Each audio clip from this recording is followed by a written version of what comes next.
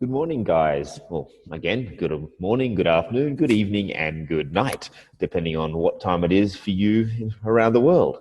My name is Gavin Scott from Gate English Training School, and we're now up to Lesson 7 from our writing course for IELTS. We are still looking at Task 2, so let's move on and look at what we're covering today. So first of all, we're going to be looking at the basic idea of body paragraphs, including the P structure and example. Most of the books I've seen will have something like the P structure. So if you haven't heard that before, there might be something very similar, but we'll come to that in a moment. So first of all, BP is the body of your essay. So if you think about it like the introduction is the head, the conclusion is the legs or the feet, and the body is the stuff in the middle. Now, it's the most important part of your essay.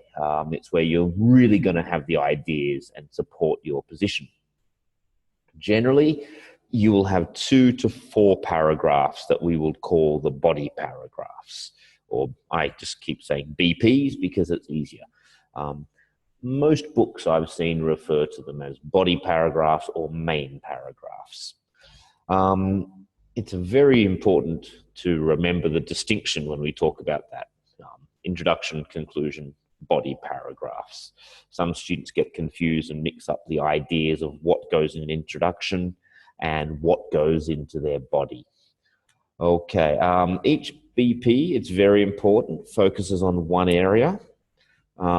And doesn't try to cover lots of different things. This is actually essay writing 101. Actually, no, not essay writing, writing 101.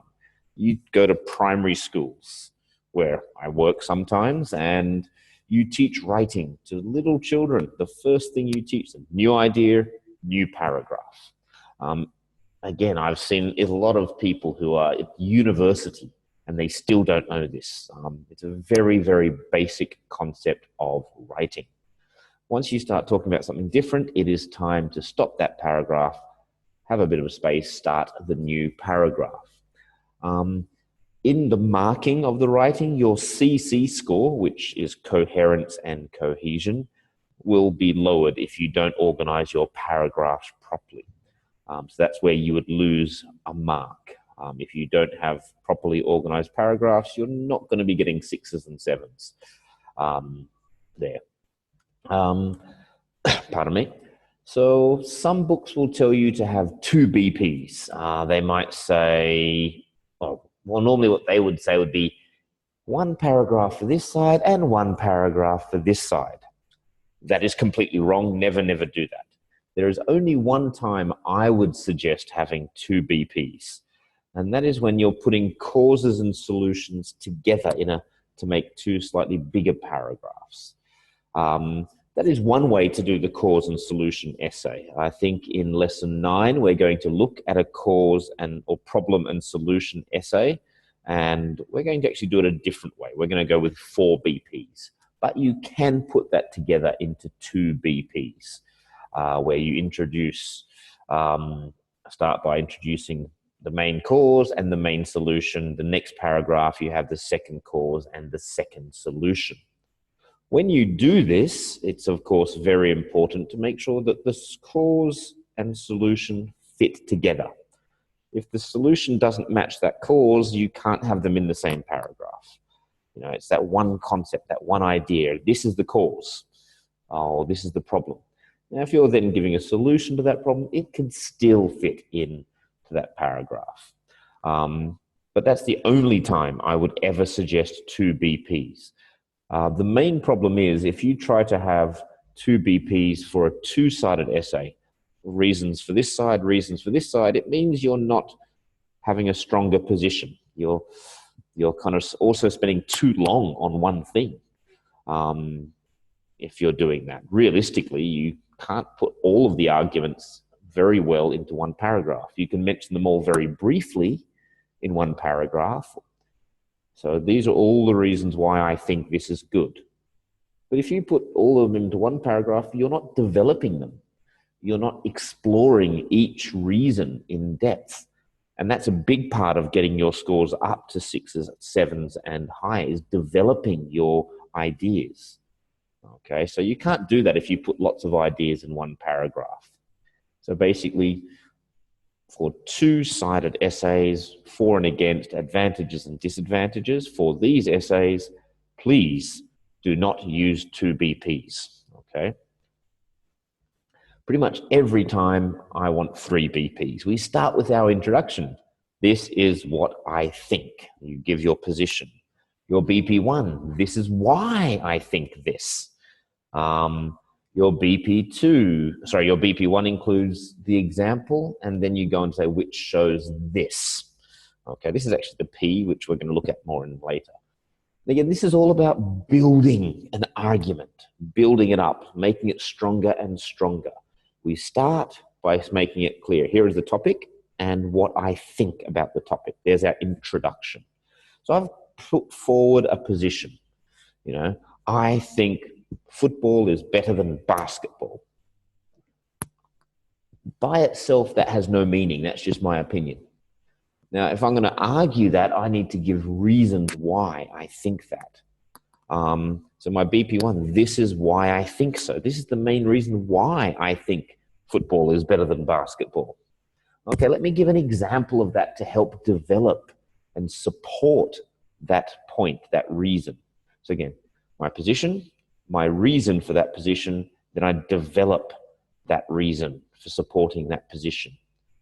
And the explain can do many different things. It can tie back to your position. It can kind of show the result of that example or that position, that reason. And we'll look at that more in later if you're not clear.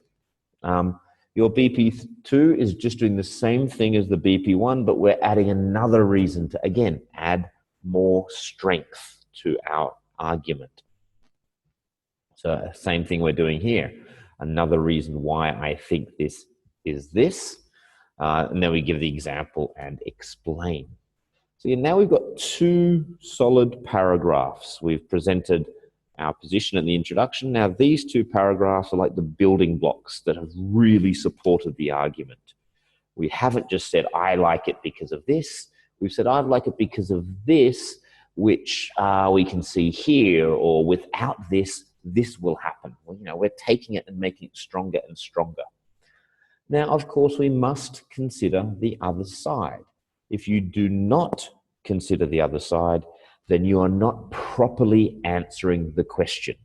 And that goes down to like a level 4 or 5 score, I think, where it says has not fully responded to the question. So to fully respond to the question, you need to discuss the other side a little bit. But what's important here is that you don't make their argument stronger than your argument or even as strong. If you're discussing the other side, but you're discussing it to show that it's not as good as your arguments. Yeah, again, put their position up, knock it down. Okay, so some politicians, many teachers, a lot of business people think this or do this. However, we can see that that doesn't work a lot of the time, and give our example. And then we kind of explain that. See, this proves my side is right. Okay, so we're building up our argument again and again, stronger and stronger. Okay, so all 3 of those BPs are just layering on top of each other.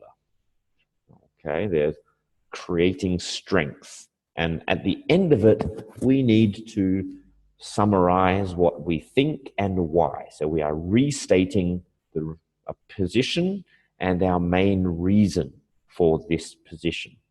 I believe we're going to look at conclusions a little bit later on.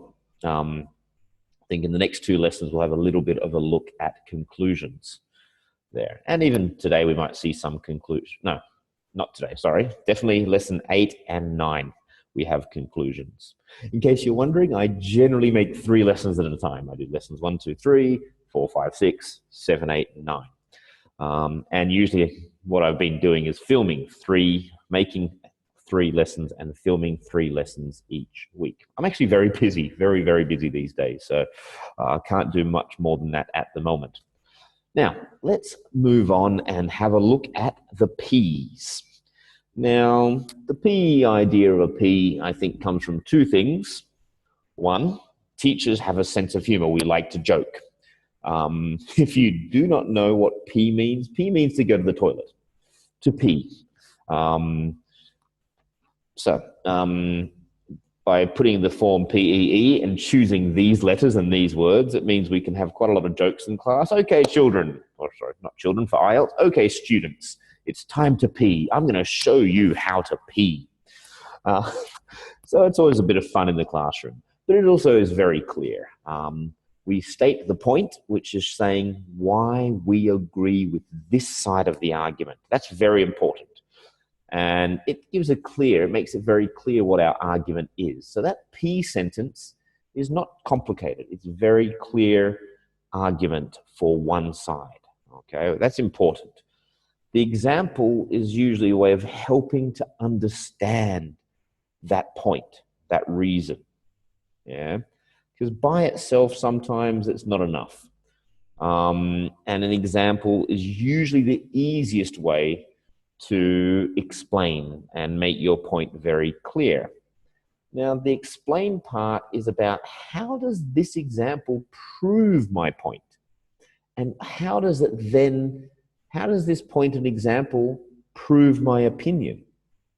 You know? So usually it's tying things together. Often you might use something like, without this, this will happen, or this will lead to something happening. So that explain is an important kind of sentence. It's probably the hardest one to teach by a format. The point and example, you can pretty much use the same structure almost every time.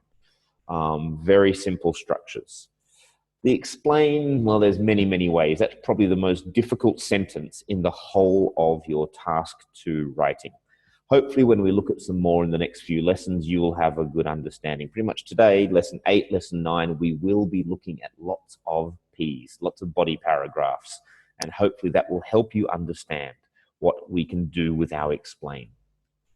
Okay, so why do we pee? Usually because we've drunk too much water. There's one of those jokes I'm talking about. I'm very happy if you laughed at that. It wasn't a good joke, so you probably shouldn't have laughed at that. In our writing, we pee for a number of reasons. First of all, it can be done in 3 or more sentences. It gives length and words to your writing. You know, some students struggle to get 250 words. And if you do this, you know you've got your 3 good sentences that will help your word count get up. Probably more important than that, it has clear logical progression throughout the paragraph. Now, if you don't know what logical progression means, it means that the obvious thing happens next, and it leads to this and leads to this. I'm hungry, so I should eat some food. Not, I'm hungry, oh, I'm going to jump out the window. You know, I'm hungry, so I'm going to eat. That's the logical progression. So some students put different things in their paragraph. It doesn't fit together logically. On top of that, it means you're not mixing up your points and ideas. If you have a P-E-E, you're not putting P, P, P, E, P, P. Some people do that. This is a reason why. Oh, and here's another reason and another reason. Oh, let me explain that reason. So you maybe give 3 points and 1 example of one of those points. Well, why did you put the other 2 before that one? I mean, it basically mixes things up if you do that. So by having PEE, it means you're not confusing the paragraph. And this is an extremely common problem. So many students have this problem. And it helps to tie your arguments together. You know, that's kind of connected to logical progression. By putting the explain, especially at the end, your point is usually connected back to your opinion by saying the main reason why I have this opinion is because of this. So that connects back to your introduction, and then your explain will connect back to your opinion. So it all ties together very well if you have a P. Okay, now let's have a look